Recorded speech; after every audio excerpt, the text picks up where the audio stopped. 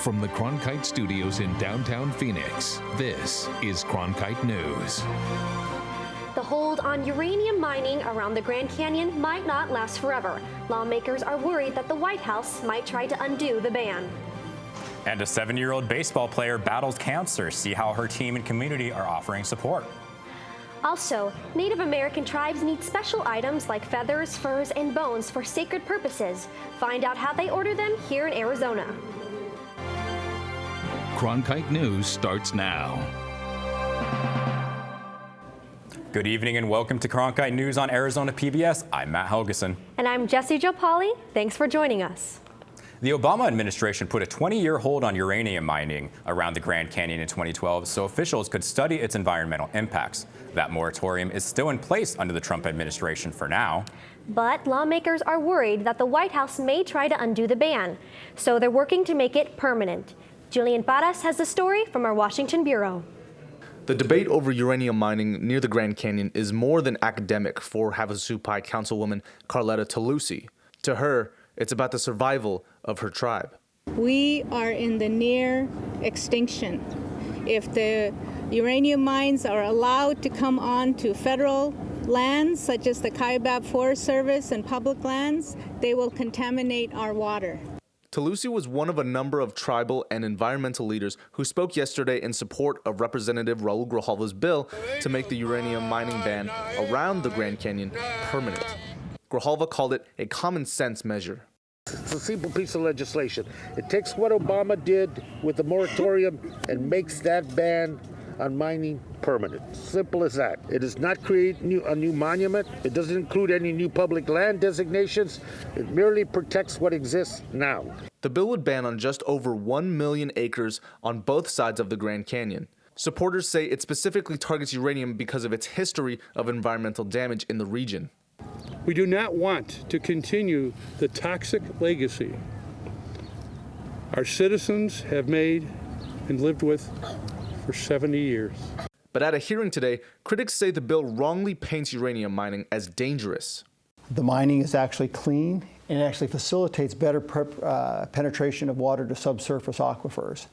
Once it's been reclaimed, you can't even tell that anything has happened in this. Mojave County Supervisor Buster Johnson said environmental safeguards currently in place make it impossible for mining to threaten water of the Havasupai and others. They have state and federal requirements. They're so closely watched, not saying that something couldn't happen, but nowadays with all the requirements that are on them and all the environmentalists and just regular concerned people that are out there, it's really hard to, and stupid on the mining company's part to actually do any polluting. Critics also noted economic impact of a mining ban. Uranium alone is valued in the billions, and leaving it in the ground would mean the loss of jobs and taxes, they say. But Talusi said the cost of continuing to mine around the canyon is potentially much greater. We have a responsibility, not just Native Americans, but as human beings. We have a right to speak up and say enough. Enough atrocity to our waters, enough atrocity to our lands. In Washington, Julian Paras, Cronkite News. Today's hearing comes just one day after the Commerce Department recommended that the U.S. take steps to safeguard access to critical minerals, including uranium. No action was taken today on Grijalva's bill, which has more than 100 co-sponsors in the House, including all 5 Arizona Democrats. With the Arizona temperatures now hitting triple digits, Phoenix police are reminding drivers to always check their back seat. The City of Phoenix Fire and Police Departments partnered with Desert Ford dealers and Quick Trip to demonstrate just how dangerous the Arizona heat can be. Using a car and a child mannequin, officials showed how temperatures inside cars can jump from 95 degrees to 158 degrees in less than 30 minutes. Phoenix Mayor Kate Gallego urges parents to be extra vigilant this summer. A sleeping baby is a terrible thing to wake up, but it beats the alternative, and we need to make sure that we do not leave anyone, any living being in a car during our very hot summer. Phoenix's summer heat is deadly, and we need to take care.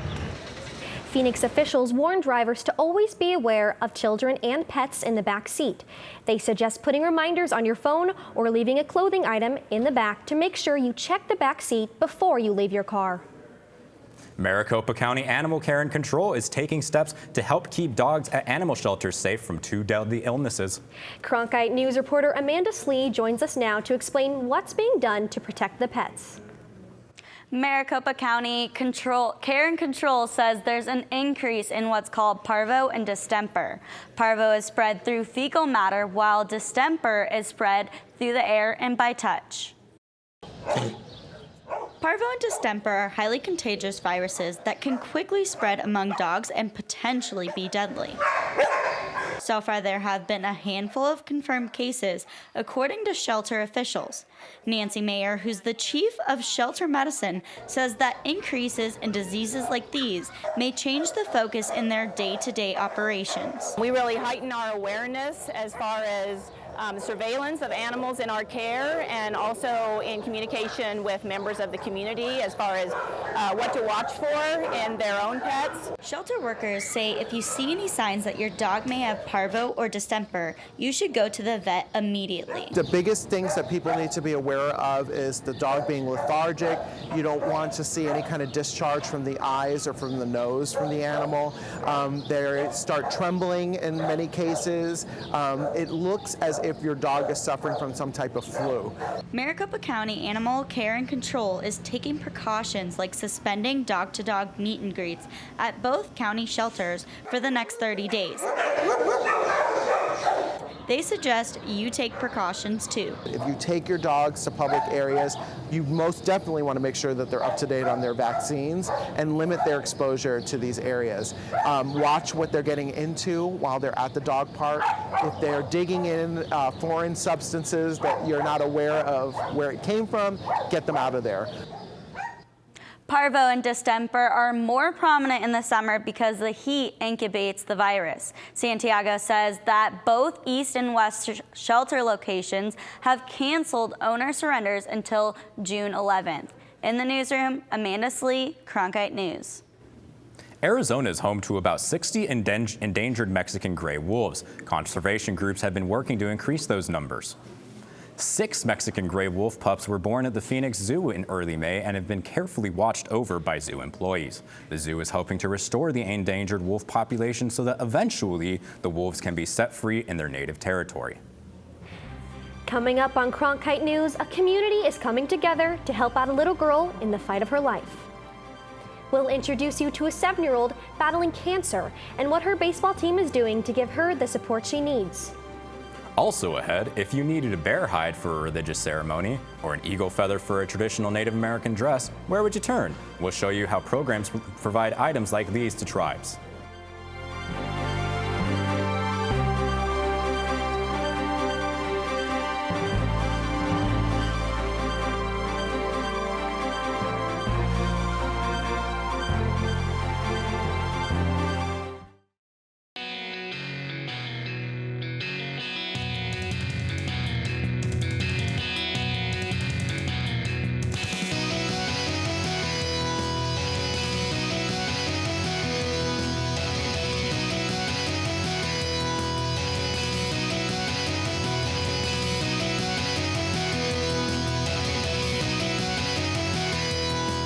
Cronkite News, weeknights at 5 on Arizona PBS.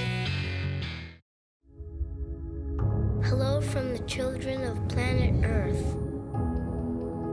Exploring, it's the lifeblood of the mission. Human beings are a curious bunch. What are we going to see when we get really close? Just because an idea is crazy, it's not necessarily wrong. We were on our way. You don't get anywhere until you've tested the limits. That carries an intensity you can't imagine.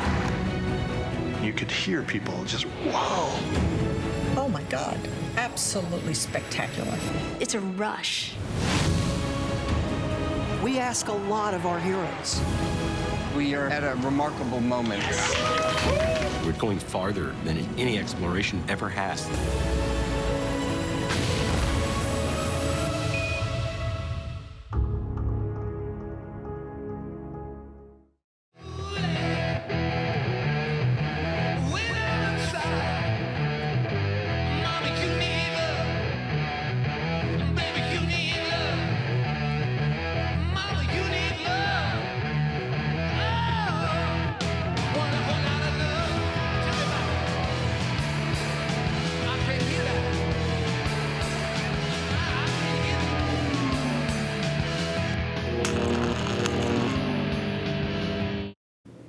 There's a settlement in the first healthcare data breach lawsuit.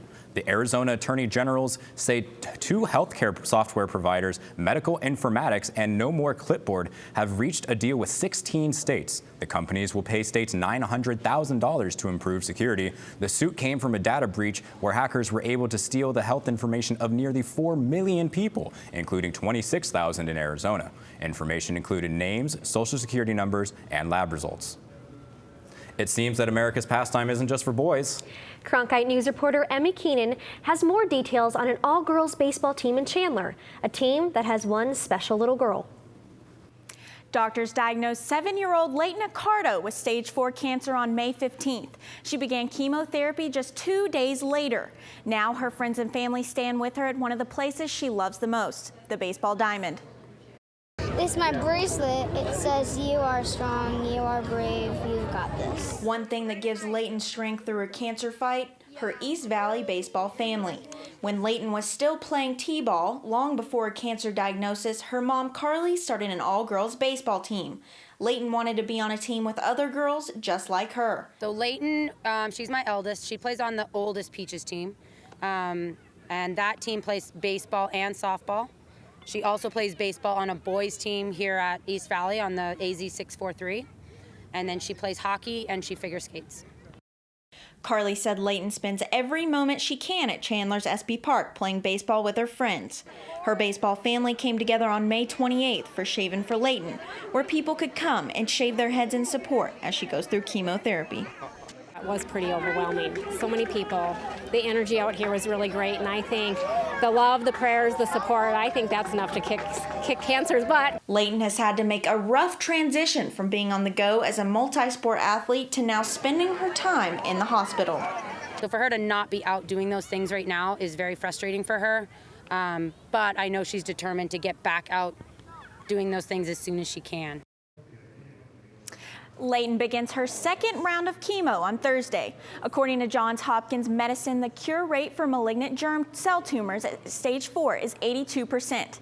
In the studio, Emmy Keenan, Cronkite News. Many people want to help after the amount of devastation left behind after tornadoes ripped through the Midwest. But make sure your donations are going to those who really need it. A warning about scammers taking advantage coming up.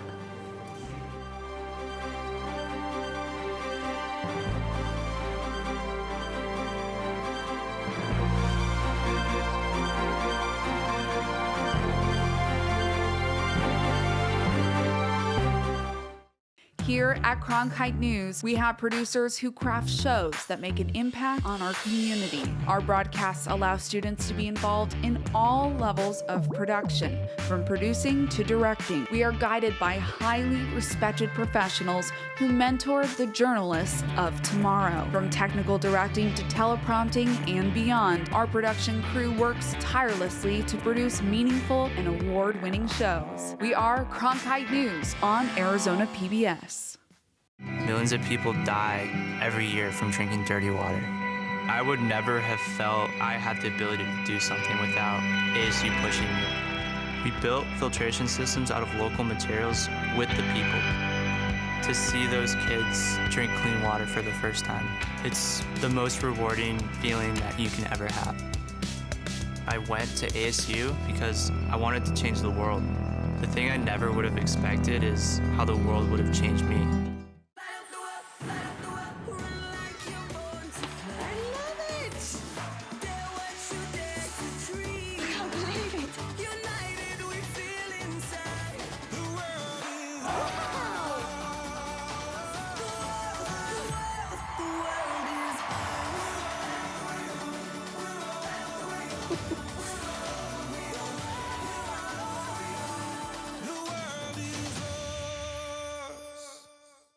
Welcome to another edition of Cronkite Sports Now. I'm Taylor Rocha. Let's talk sports. For the latest on local sports and beyond, we've got you covered. Let's do this thing. We challenge reporters to go beyond, a game story. We want stories with depth. It's just a crucial step from the college experience into the professional experience while you're still in school. At Cronkite Sports Now, watch the journalists of tomorrow cover sports today. Feathers, fur, and even bones are considered sacred to Native American ceremonies. The Arizona Department of Game and Fish recently started a program to help get everything from bear pelts to antlers to Native Americans across the state. Cronkite News reporter Gabrielle Oliveira shows us how this program works. There are 4 freezers at the Arizona Department of Game and Fish repository across the state. Each keeps wildlife items from fur to shells. I got an order the other day for 5 mountain lion. It's like, mountain lion are hard to come by. They're about 5. I mean, that's like an Amazon order, right? Those items can be ordered from repositories such as the new one at Arizona Department of Game and Fish or the non-eagle repository at Liberty Wildlife. The repository is significant because it provides them a source of feathers that they can utilize to construct their religious and ceremonial regalia and religious implements. The tribes say Arizona Wildlife helps bind their people to the world around them. Doreen Duncan, who lives on the Salt River Indian community, believes that repositories play a significant role in their culture. The repository is very important to probably all the Native tribes across the United States because feathers, they're important to us because we use them in our ceremonies, most importantly, and also we use them as part of our dance regalia. Tribes request specific items like antlers. So then I have an inventory of what we have available statewide and wherever it is. If the item isn't on hand, the request goes on a wait list until it can be fulfilled, hopefully before it's needed for a ceremony. Items that are requested range from full bears to tortoise shells. But there have been occasions, I think, where, for example, as a part of a law enforcement case, that somebody is prosecuting illegal harvest of bear out of season or without a permit or something. Well, as a part of prosecuting that case, you have to collect the evidence, preserve the evidence, which in this case would be a dead bear. And there have been occasions in the past where if after a case has been adjudicated and there's no more any need to hold the evidence. Arizona Game and Fish is currently a non-feather repository, but there are other repositories that specialize in feathers, including Liberty Wildlife, that mails items all over the country. We send out feathers, they send out furs and bones and skull, and so that's good. It's a very good thing. Arizona Game and Fish hopes to continue developing the program as a model for other wildlife agencies. In Phoenix, Gabrielle Oliveira, Cronkite News. You must fill out a form to receive any wildlife items from either Arizona Game and Fish or Liberty Wildlife. It can take days or even months depending on the item. Scammers are taking advantage of Phoenix residents by making it seem as if their donations are helping communities that have been affected by tornadoes. Scammers have been contacting people through email, asking for donations to help families and communities impacted by the tornadoes. Watch out for these emails and be cautious when making donations by clicking on links. Some of the most effective ways to make donations are through actual charity websites. Speaking of wind, a large gust of air lifted a trampoline out of a backyard in Scottsdale yesterday. The trampoline landed onto power lines nearby the home. City crews from Scottsdale happened to be driving by at the moment and with help from the fire department were able to safely remove the trampoline. Luckily, the only casualty in this whole thing was the trampoline. It looks like Arizona's been getting some strong winds. Let's take a closer look at this next week's weather forecast with Nikisha Johnson. Thanks, Alex, and good evening, everybody. Thanks for tuning into Cronkite News. I'm Nikisha Johnson with your weather report. Currently in Phoenix right now, our temperature is 100 degrees, but as the day goes on and we head into the night, we will start seeing those lower temperatures. Looking across the valley at tomorrow's highs, in Phoenix here, we will have 102. Down in Yuma, they'll have 100. Gila Bend will be at 102. Casa Grande, 101. Up north, they will be getting some low 80s, low 90s, while Flagstaff and the Grand Canyon will be getting those high 70s. Looking at the next couple days, we will still be in those triple digits, but as the days go by, we will slowly be getting down to 100 on Saturday. Our lows will be those mid 70s. As the week goes on, we will start to rise back up hitting on Wednesday 108, with our lows also going up into those low 80s. So while you guys are out there, please stay hydrated, wear lots of sunscreen, and try to keep cool out there. Again, I'm Nikisha Johnson reporting Cronkite News live in the Weather Center. Still to come, a hometown baseball player gets to live his dream. Find out how Diamondbacks rookie Kevin Crone is already making an impact. And the effects of being called up, then back down, and called up again can have on a player.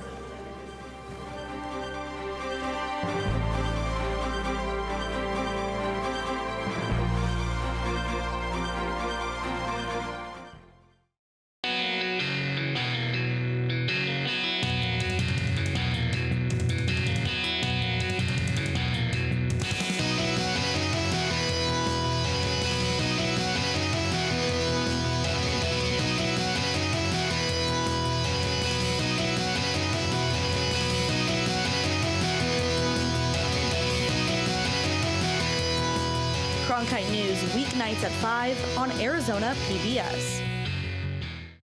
Millions of people die every year from drinking dirty water. I would never have felt I had the ability to do something without ASU pushing me. We built filtration systems out of local materials with the people. To see those kids drink clean water for the first time, it's the most rewarding feeling that you can ever have. I went to ASU because I wanted to change the world. The thing I never would have expected is how the world would have changed me. Welcome to another edition of Cronkite Sports Now. I'm Taylor Rocha. Let's talk sports. For the latest on local sports and beyond, we've got you covered. Let's do this thing. We challenge reporters to go beyond, a game story. We want stories with depth. It's just a crucial step from the college experience into the professional experience while you're still in school. At Cronkite Sports Now, watch the journalists of tomorrow cover sports today.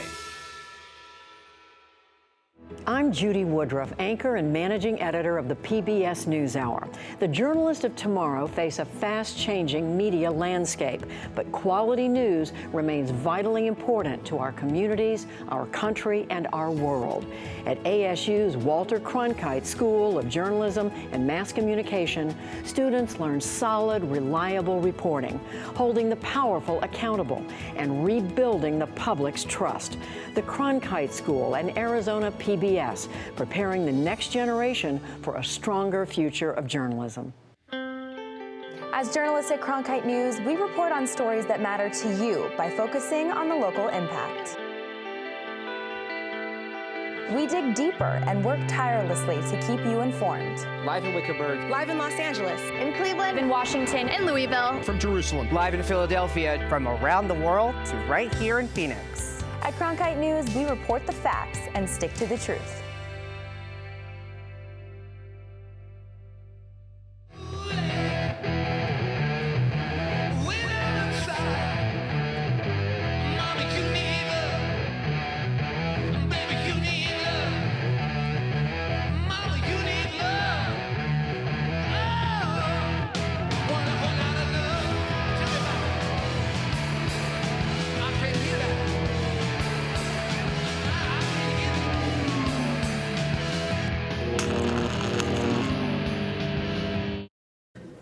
"14 miles separate Mountain Point High School and Chase Field. For Kevin Crone, it's a baseball journey that took him 8 years to make." Ethan Schmidt joins us in the broadcast center with more. From Mountain Point to the show. These are the words posted on the outfield fence at the local Valley High School with one of the top baseball programs in Arizona.